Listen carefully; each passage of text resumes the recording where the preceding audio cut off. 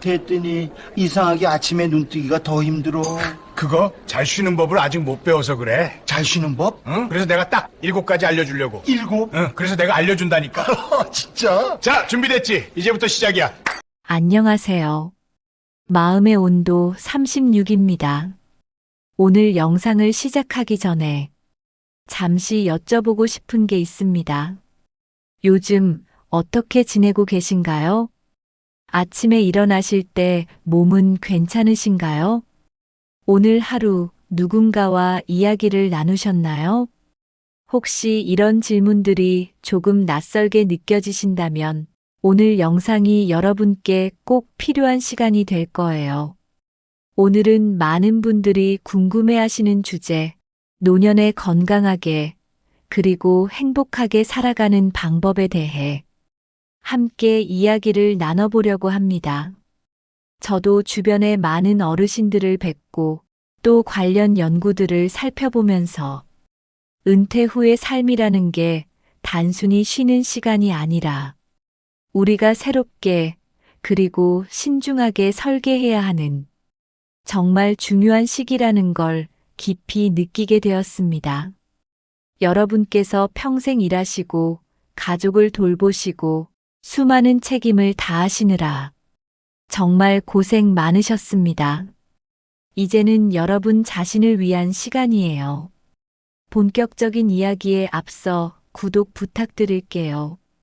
여러분의 관심 하나하나가 저에게는 더 좋은 콘텐츠를 만들 수 있는 큰 힘이 됩니다. 첫 번째 말씀드릴 이야기는 은퇴 후 우리 몸에 일어나는 변화들에 관해서입니다. 많은 분들이 이제 퇴직했으니 편하게 쉬어야지. 이렇게 생각하세요. 당연한 생각이죠. 평생 바쁘게 사셨으니까요. 그런데 말이에요. 여기에는 우리가 꼭 알아야 할 중요한 사실이 하나 있습니다. 영국 케임브리지 대학교 공중보건학과에서 무려 15년이라는 긴 시간 동안 은퇴하신 분들을 지켜보며 연구를 진행했어요. 그 결과가 조금 놀라웠습니다. 은퇴 후에 신체 활동량이 갑자기 많이 줄어들면서 심혈관 질환, 당뇨병, 그리고 우울증 같은 것들이 평균 40% 이상 증가한다는 거예요. 처음엔 저도 이 숫자를 보고 설마 그렇게까지 하는 생각이 들었어요. 하지만 곰곰이 생각해 보니 이해가 되더라고요.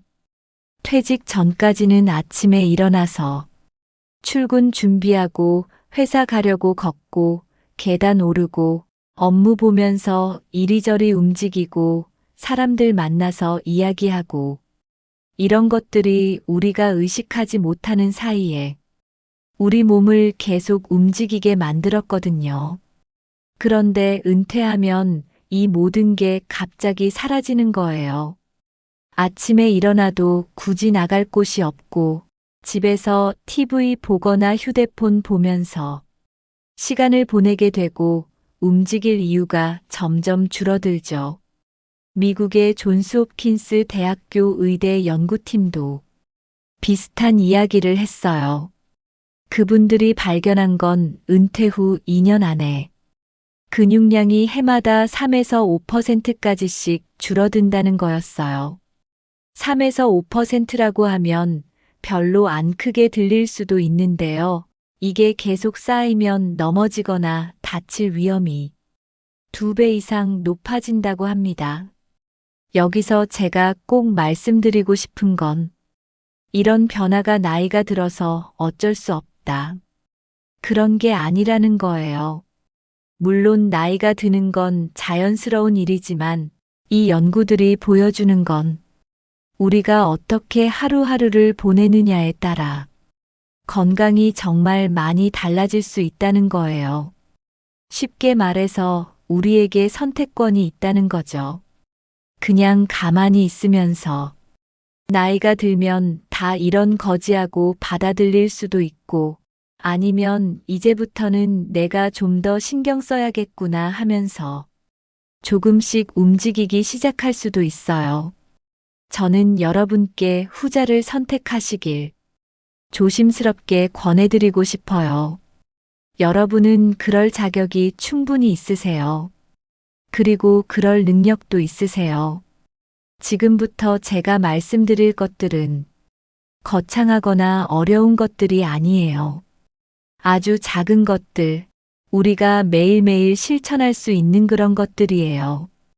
그러니까 부담 갖지 마시고 편안하게 들어주세요. 두 번째 드릴 이야기는 걷는다는 것의 의미입니다. 자, 이제 본격적으로 첫 번째 습관에 대해 이야기해 볼게요.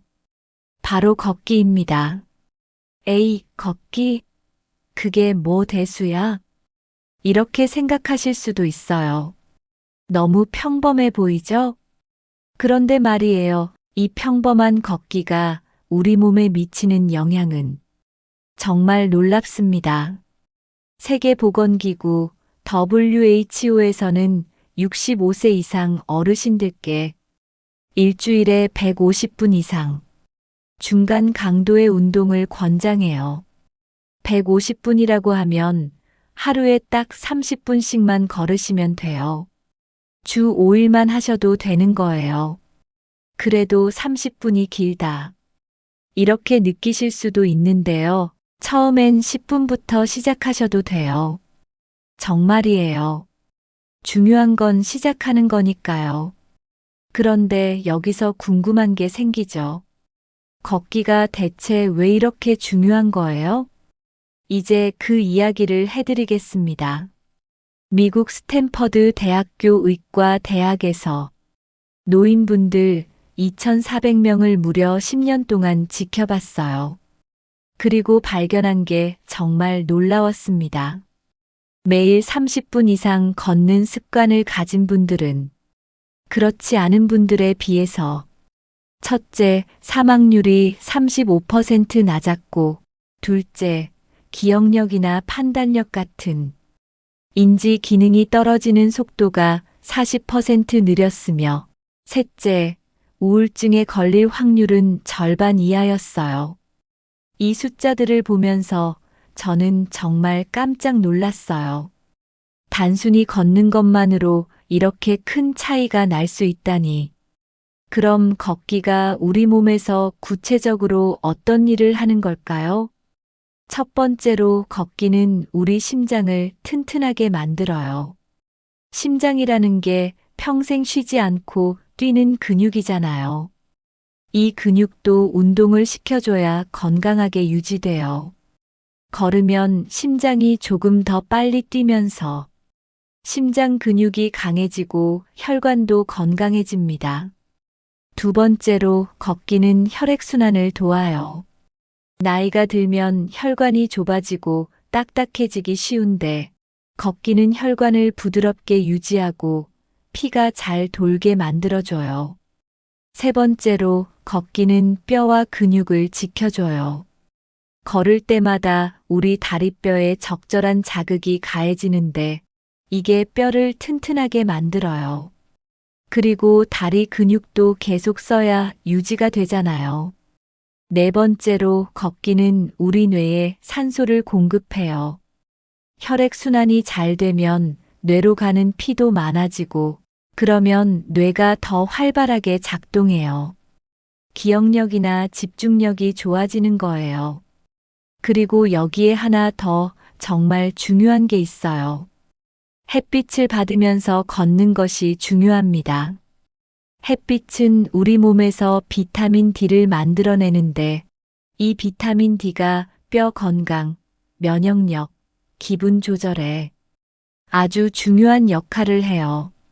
또 아침에 햇빛을 받으면 밤에 잠도 더 잘 오고요. 이쯤 되면 그래, 걷기가 좋은 건 알겠는데 나는 무릎도 아프고 체력도 없는데 어떡하지? 이런 걱정이 드실 수 있어요. 충분히 이해해요. 그래서 제가 한 분의 이야기를 들려드리고 싶어요. 서울 강남구에 사시는 김기훈이라는 분이 계세요. 지금 72세이신데요. 이분이 65세에 퇴직하신 후 처음엔 집에만 계셨대요. 이제 쉬어야지 하면서요. 그런데 시간이 지날수록 몸이 점점 무겁게 느껴지고 무릎도 아프기 시작하고 계단 오르는 것도 힘들어지더래요. 그러다가 동네 보건소에서 건강검진 받으러 갔다가 간호사 선생님한테 이런 말을 들으셨대요. 어르신, 매일 조금씩이라도 걸으세요. 안 걸으시면 더 안 좋아지세요. 처음엔 반신반의하셨죠. 무릎도 아픈데 걸으라고. 하지만 그래도 한번 해볼까 하는 마음으로 집 근처 한강공원을 걷기 시작하셨어요. 처음엔 정말 10분도 힘드셨다고 하네요. 다리도 아프고 숨도 차고. 그래서 10분 걷고 앉아서 쉬고 또 10분 걷고 쉬고. 그런데 신기하게도 2주, 3주 지나면서 조금씩 걷는 게 편해지더래요.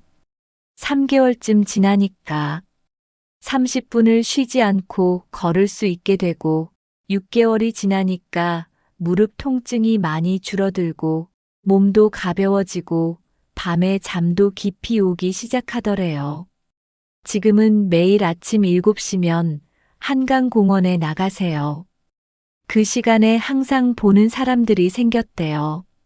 서로 인사하고 오늘은 날씨 좋네요. 이런 이야기도 나누고. 김 선생님이 저한테 이렇게 말씀하셨어요. 선생님, 걷는 게 약보다 나은 것 같아요. 병원 가서 약 먹는 것보다 이게 훨씬 나아요.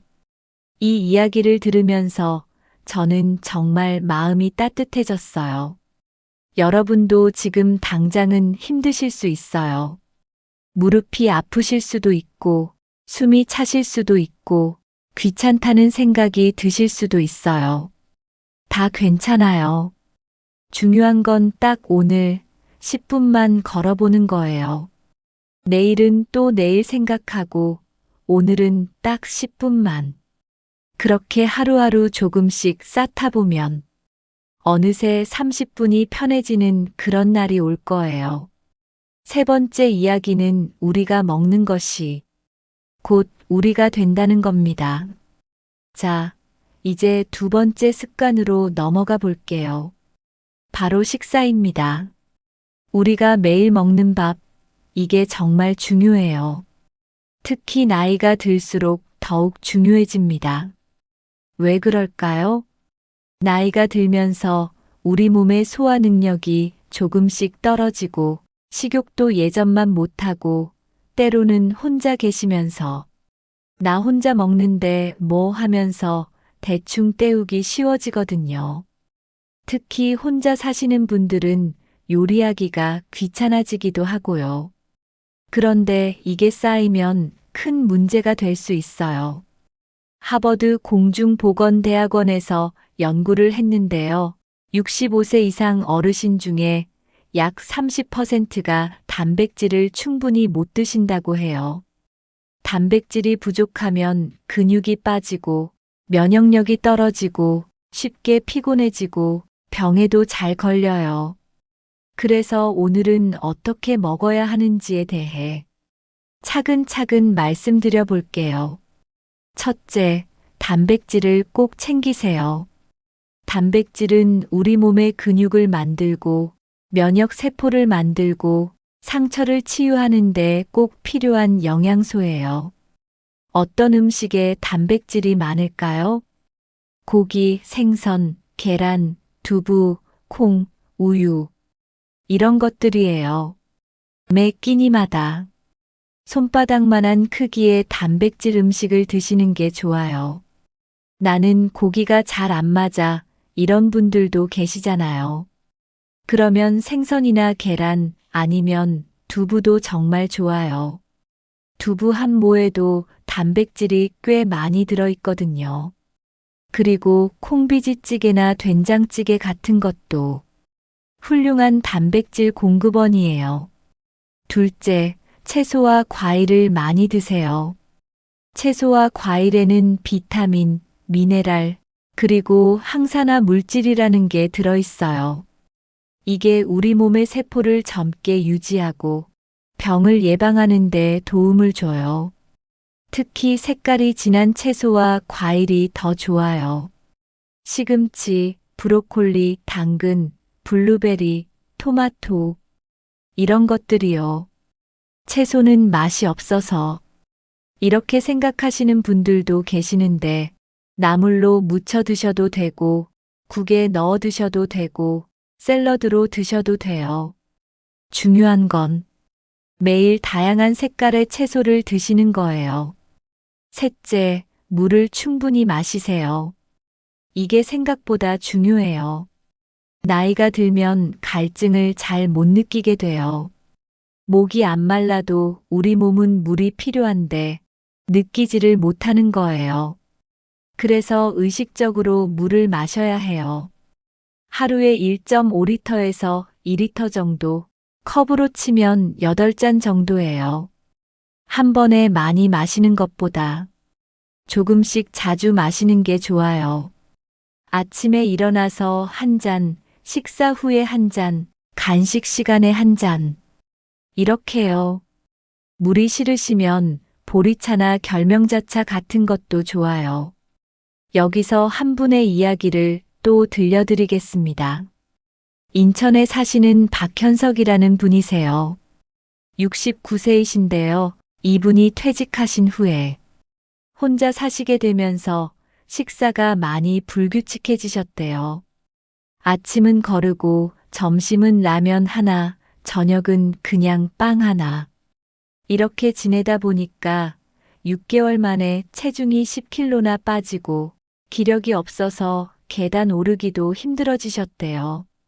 그래서 병원에 가셨더니 의사 선생님께서 영양사 상담을 받아보라고 하시더래요. 영양사 선생님이 박 선생님께 이렇게 말씀하셨대요. 어르신 혼자 사신다고 대충 드시면 안 돼요. 간단하게라도 제대로 드셔야 해요. 그래서 영양사 선생님이 간단한 식단을 짜주셨어요. 아침에는 계란 2개 삶아서 드시고 두부 한 모를 간장에 찍어 드시고 김치랑 나물 반찬 조금. 점심에는 현미밥에 된장찌개, 그리고 생선 한 토막. 저녁에는 닭가슴살이나 두부로 간단하게 단백질 챙기고 샐러드나 나물. 간식으로는 바나나나 사과 같은 과일. 처음엔 이걸 매일 해야 하나 싶으셨대요. 이제 이 식단을 지키지 않는 것이 더 이상하게 느껴지셨다고 해요. 일주일이 지나니까 몸도 가벼워지고 힘도 생겼다고 합니다.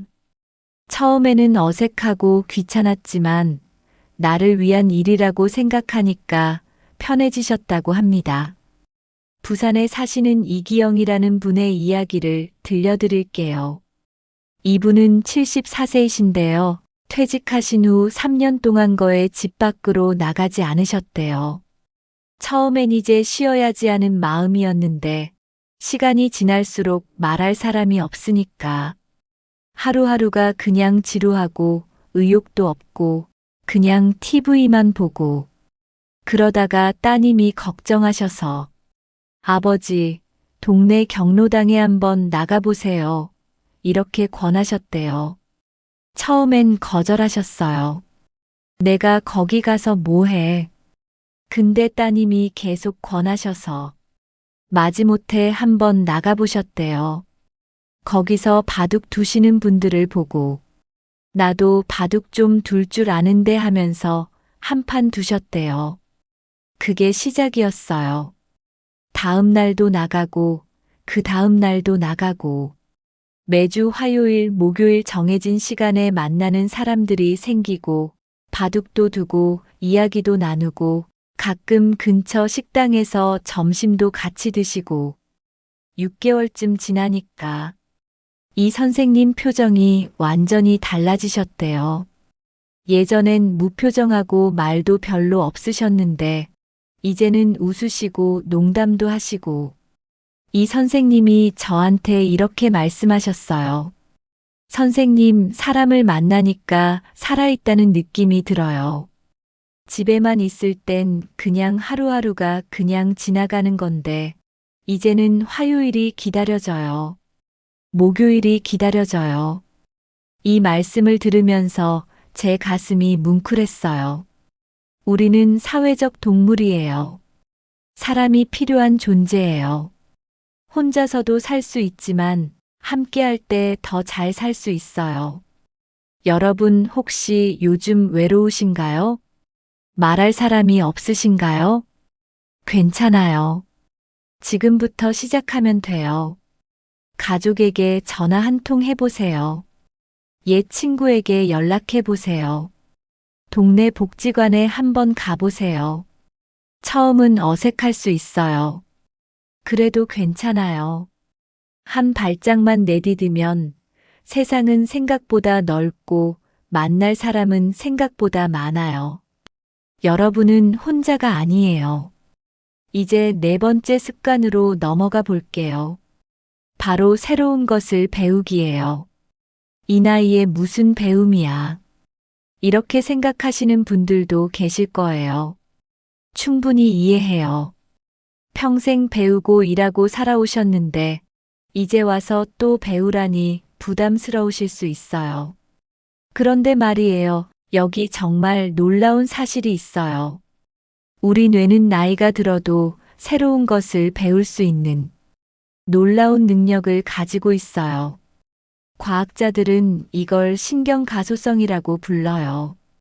쉽게 말하면 뇌가 계속 변화하고 새롭게 연결될 수 있다는 거예요.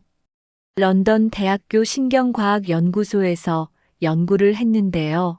새로운 것을 배우는 활동이 뇌세포들 사이의 연결을 강화하고 기억력 감퇴를 늦출 수 있다고 해요. 여기서 중요한 건 완벽하게 잘해야 한다, 이게 아니에요. 배우는 과정 자체가 우리 뇌를 자극하는 거예요. 악기를 배우거나, 그림을 그리거나, 글을 쓰거나, 새로운 요리를 해보거나, 외국어를 공부하거나, 뭐든 좋아요. 중요한 건 여러분이 하고 싶었던 걸 해보는 거예요. 나는 너무 늦었어. 이런 생각은 잠시 접어두세요. 늦은 건 없어요. 시작하지 않는 것만이 늦은 거예요. 경기도 수원에 사시는 최석현이라는 분의 이야기를 들려드릴게요. 이분은 70세이신데요. 평생 회사 다니시면서 늘 바쁘게 사셨대요. 퇴직하시고 나서 이제 뭐 하지? 이런 생각이 드시더래요. 그러다가 문득 젊었을 때부터 하고 싶었던 수채화가 생각나신 거예요. 그래, 이제는 내가 하고 싶은 거 해봐야겠다. 그래서 동네 문화센터에서 수채화 강의를 신청하셨어요. 첫 수업 가실 때 정말 떨리셨대요. 나만 나이 많으면 어떡하지? 그림을 한 번도 안 그려봤는데 잘할 수 있을까? 근데 가보니까 비슷한 나이대 분들도 계시고 선생님도 친절하시고 분위기가 좋더래요. 처음 그린 그림은 솔직히 별로였대요. 본인도 그렇게 생각하셨대요. 근데 선생님이 이렇게 말씀하셨대요. 처음부터 잘 그리는 사람은 없어요. 중요한 건 즐기는 거예요. 그 말이 최 선생님 마음에 와닿으셨대요. 그 후로 매주 수업 듣고 집에서도 연습하고 유튜브로 영상도 보고 1년이 지나니까 제법 그림이 나오기 시작했어요. 2년이 지난 지금은 작은 전시회에도 참여하시고 그림 그리는 동호회 활동도 하세요. 최 선생님이 저한테 이렇게 말씀하셨어요. 선생님, 나이 먹어서 뭐 하겠어요. 그런 생각은 제 삶을 멈추게 만들더라고요. 배우기 시작하니까 하루하루가 기다려져요. 오늘은 무슨 그림을 그릴까? 다음 주엔 뭘 배울까? 이런 생각하는 게 너무 즐거워요. 이 이야기를 들으면서 저는 정말 감동받았어요. 배움이라는 게 단순히 지식을 쌓는 게 아니라 우리 삶에 활력을 주는 거더라고요. 여러분, 혹시 평생 하고 싶었던 게 있으신가요? 악기를 배우고 싶으셨나요? 그림을 그리고 싶으셨나요? 글을 쓰고 싶으셨나요? 춤을 추고 싶으셨나요? 지금이 시작할 때예요. 잘할 수 있을까? 이런 걱정은 하지 마세요. 잘하려고 하는 게 아니에요. 즐기려고 하는 거예요. 과정 자체를 즐기는 거예요. 그 과정에서 여러분의 뇌는 활발해지고, 마음은 풍요로워지고, 삶은 의미 있어질 거예요. 동네 도서관이나 문화센터에 가면 정말 다양한 프로그램들이 있어요. 대부분 무료거나 저렴해요. 한번 알아보세요. 그리고 용기 내서 신청해 보세요. 여러분은 할 수 있어요. 6번째 이야기는 잠은 우리 몸의 회복 시간이라는 겁니다. 5번째 습관은 충분한 수면이에요. 나이 들면 잠이 줄어든다. 이런 말 많이 들어보셨죠? 맞는 말이기도 하고 틀린 말이기도 해요. 나이가 들면서 잠의 패턴이 바뀌는 건 사실이에요. 깊은 잠을 자는 시간이 줄어들고 자주 깨기도 하고 새벽 일찍 일어나기도 해요. 하지만 여전히 우리 몸은 하루 7시간에서 8시간의 수면이 필요해요. 미국 국립수면재단에서도 이렇게 권장하고 있어요. 잠을 자는 동안 우리 몸에서는 정말 중요한 일들이 일어나요. 손상된 세포가 회복되고 면역 세포가 만들어지고 기억이 정리되고 노폐물이 배출돼요. 잠을 제대로 못 자면 면역력이 떨어지고 기억력이 나빠지고 기분도 우울해지고 병에 걸릴 위험도 높아져요. 그럼 어떻게 해야 잠을 잘 잘 수 있을까요? 몇 가지 팁을 드릴게요. 첫째, 규칙적인 수면 시간을 지키세요. 매일 비슷한 시간에 자고 비슷한 시간에 일어나는 게 좋아요. 주말이라고 해서 늦게까지 자면 몸의 리듬이 깨져요. 둘째, 낮잠은 짧게 자세요. 낮잠이 필요하시면 오후 3시 전에 30분 이내로만 주무세요. 너무 늦게, 너무 오래 자면 밤에 잠이 안 와요. 셋째, 저녁에는 카페인을 피하세요. 커피나 녹차 같은 건 오후 2시 이후로는 안 드시는 게 좋아요. 카페인이 몸에서 빠지는데 시간이 꽤 걸리거든요. 넷째, 잠들기 전에는 편안하게 보내세요. TV나 스마트폰은 잠들기 1시간 전에는 끄는 게 좋아요. 화면에서 나오는 빛이 우리 뇌를 깨우거든요. 대신 가벼운 책을 읽거나 조용한 음악을 듣거나 따뜻한 물로 샤워하시면 잠이 잘 와요. 다섯째, 침실 환경을 편안하게 만드세요. 침실은 어둡고 조용하고 시원한 게 좋아요. 온도는 18도에서 20도 정도가 적당해요. 그리고 침대는 오직 잠자는 용도로만 사용하세요. 침대에서 TV 보거나 휴대폰 보는 건 좋지 않아요. 그래도 잠이 안 와요. 이런 분들도 계실 거예요. 그럴 땐 억지로 누워있지 마시고 일어나서 조용한 활동을 하다가 졸리면 다시 누우세요. 그리고 만약 불면증이 심하시면 병원에 가서 상담 받으시는 게 좋아요. 잠은 정말 중요해요. 약을 먹는 것보다 더 중요할 수도 있어요. 여러분의 몸이 제대로 회복되고 치유되려면 충분한 잠이 필요해요. 오늘 밤부터 잠에 조금 더 신경 써보세요. 7번째 이야기는 정기검진, 예방이 최고의 치료라는 겁니다. 마지막 습관은 정기 건강검진이에요. 아프지도 않은데 병원에 왜 가요? 이렇게 생각하시는 분들도 계세요. 그런데 말이에요. 병이라는 게 갑자기 생기는 게 아니에요. 대부분의 병은 조용히 천천히 시작돼요. 우리가 못 느끼는 사이에 몸속에서 변화가 일어나는 거예요. 그래서 정기 검진이 정말 중요해요. 문제가 생기기 전에 미리 발견하는 게 최고의 치료예요. 국가에서 제공하는 건강검진만 잘 받으셔도 큰 도움이 돼요. 혈압, 혈당, 콜레스테롤 같은 기본적인 수치들을 정기적으로 확인하시고 필요하면 암 검진, 위내시경, 대장 내시경 같은 것도 받으세요. 검진 받기가 무섭고 귀찮아요. 이런 분들도 계시는데요. 저는 이렇게 말씀드리고 싶어요. 무서운 건 검진이 아니라 병을 늦게 발견하는 거예요. 조기에 발견하면 대부분의 병은 치료가 잘 돼요. 늦게 발견하면 치료가 어렵고 고생도 많이 하시게 돼요. 그리고 작은 증상이라도 무시하지 마세요. 이 정도야 괜찮아 하면서 넘기다가 나중에 큰 문제가 되는 경우가 많거든요. 소화가 계속 안 되거나 가슴이 답답하거나 숨이 자주 차거나 어지럽거나 몸 어딘가가 계속 아프면 병원에 가보세요.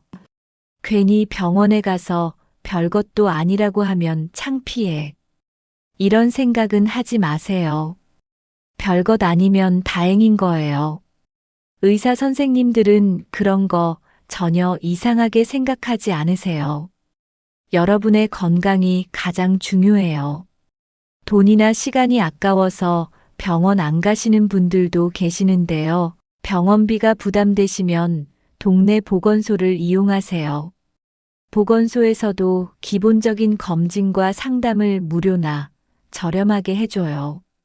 여러분의 건강은 여러분만의 것이 아니에요.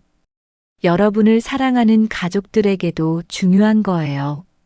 그러니 건강 챙기는 걸 절대 미루지 마세요. 자, 여기까지 7가지 습관에 대해 말씀드렸어요. 걷기, 잘 먹기, 사람 만나기, 새로운 것 배우기, 잘 자기, 정기 검진 받기. 그리고 이 모든 것의 밑바탕에는 물 충분히 마시기가 있어요. 지금 이 순간 여러분은 이렇게 생각하실 수도 있어요. 이걸 다 어떻게 해요? 나한테는 너무 어려워요. 괜찮아요. 그렇게 느끼시는 게 너무나 자연스러운 거예요. 저도 처음 이런 것들을 알았을 때 이걸 다 해야 하나 하는 생각이 들었거든요. 그런데 말이에요. 중요한 건 완벽하게 다 하는 게 아니에요.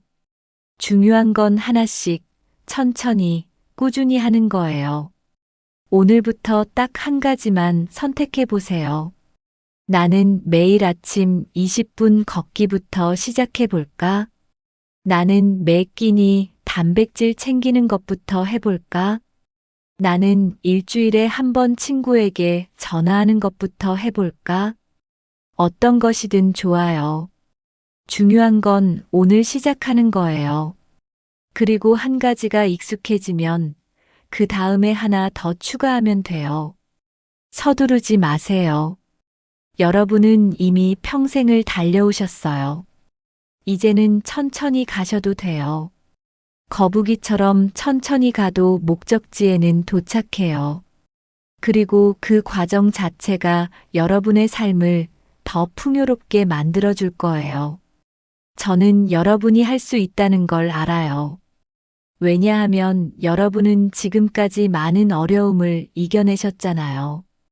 평생 일하시고 가족 돌보시고 온갖 역경을 헤쳐오셨잖아요. 그런 여러분이 하루 20분 걷는 것, 단백질 챙겨 먹는 것, 친구에게 전화하는 것, 이런 것들을 못하실 리 없어요. 할 수 있어요. 충분히 할 수 있어요.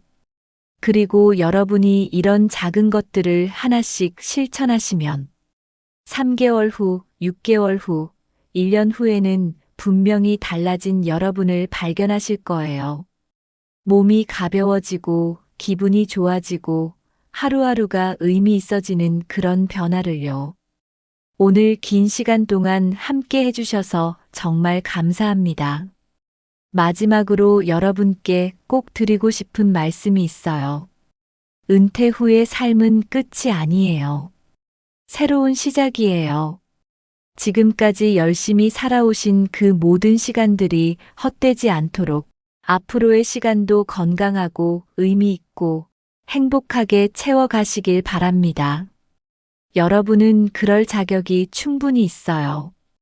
평생 가족을 위해, 사회를 위해 살아오셨잖아요. 이제는 여러분 자신을 위해 사는 시간이에요. 여러분을 아끼고, 여러분의 건강을 챙기고, 여러분이 하고 싶은 걸 하는 그런 시간이에요. 그리고 기억하세요. 혼자가 아니라는 걸요. 여러분 곁에는 가족도 있고, 친구도 있고, 지역사회도 있고, 그리고 저처럼 여러분을 응원하는 사람들도 있어요. 힘들 때는 도움을 요청하세요. 창피한 게 아니에요. 용기 있는 거예요. 그리고 작은 성공이 있을 때마다 스스로를 칭찬해 주세요. 오늘 20분 걸었네. 잘했어. 오늘 단백질 잘 챙겨 먹었네. 대단해. 오늘 친구랑 통화했네. 좋았어. 이런 작은 칭찬들이 여러분에게 힘을 줄 거예요. 오늘 이 영상이 여러분의 삶에 작은 변화의 씨앗이 되길 바랍니다.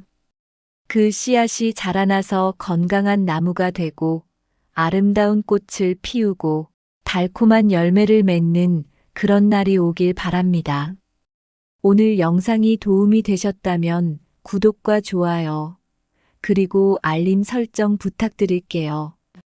댓글로 여러분의 이야기도 들려주시면 정말 감사하겠습니다. 나는 이런 습관을 실천하고 있어요. 나는 이런 게 어려워요. 이런 것도 알려주세요.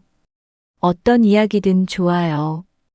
여러분의 이야기 하나하나가 저에게는 소중하고 또 다른 분들에게도 큰 힘이 될 거예요. 마음의 온도 36은 언제나 여러분 곁에서 같이 걸어가겠습니다. 여러분의 건강한 내일을 진심으로 응원합니다. 다음 영상에서 또 뵙겠습니다. 오늘 하루도 건강하시고 행복하세요. 감사합니다.